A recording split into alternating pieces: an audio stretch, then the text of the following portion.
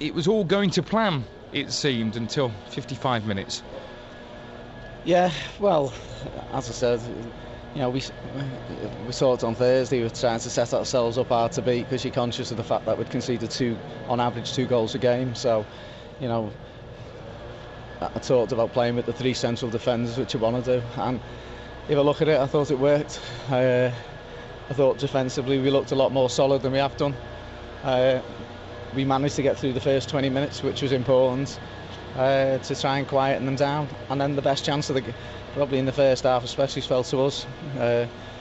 Sam's hit the target, the keeper saved, but really, I suppose away from home they've got to go in. And that becomes the turning point. I said, emphasise that to me, I actually thought we were showing them a little bit too much respect in the fact that we didn't engage enough, whereas the midfield 3 were actually standing off and instead it should be pressing, which never happened. But I said, you look at the goal, as much as say it's a great strike from 20 odd yards, could we have put more pressure on the ball? And that's the disappointing thing. That is the thing which sticks in your throat. And then after that, I said it's hard to change when you set up the way we did, and the idea was hopefully always to get yourself a goal, and then but that hasn't happened. In terms of player wise, I can't complain. I thought the work rate was fabulous. The commitment was there, and I said there's a few of them down in the dumps because I think if we'd have come away with something, no one could have really argued, but that's football. I said the little bit of a worry in me, we didn't really look much of a threat going forward, which as I said, sometimes that happens when you're away from home. If you take your chance when it falls, and then as the game gets stretched, you then get chances on the break, which as I said, but we didn't take the chance. But I suppose we've still got to create more chances and try and keep the fact that we looked defensively a lot more stronger. We didn't give away cheap goals, which we had done in the previous 2 games, and we go again Monday. Do you think the challenge on Godfrey Poku warranted more than a yellow card? No, not really. I just think it's where it was. He wasn't out of control. I think he's just left the foot in on him, but that's one of them things. But they got the head of steam up. Then they're fighting to see out. As I said, huge pressure on these because let's get things right. These should be challenging to win the conference.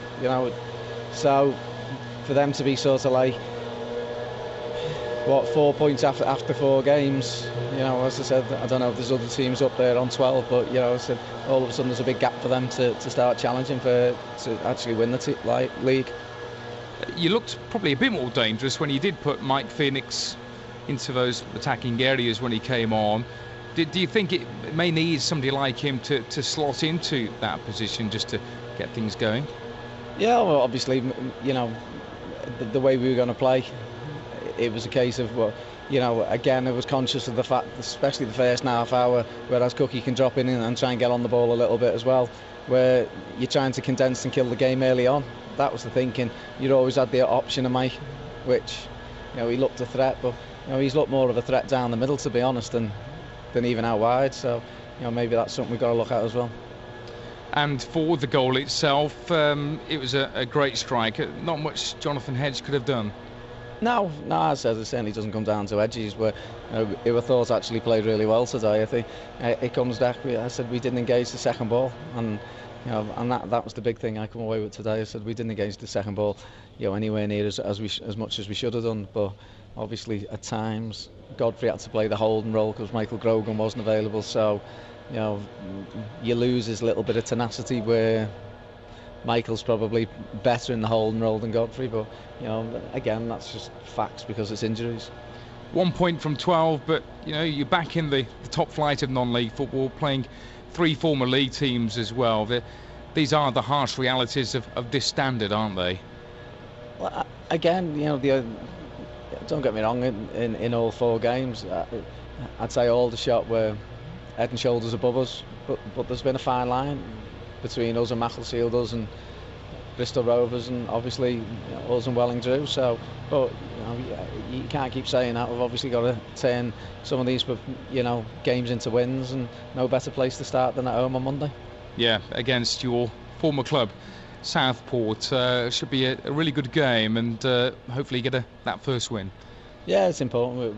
We need to get like the first win, and then obviously it just builds everyone's confidence up going before we go to Dartford next week. Just ask about Chris Lever. No chances of him coming back for Monday? No, I think he'd be, but certainly the following weekend he should be available. And finally, Rod McDonald coming in on debut today.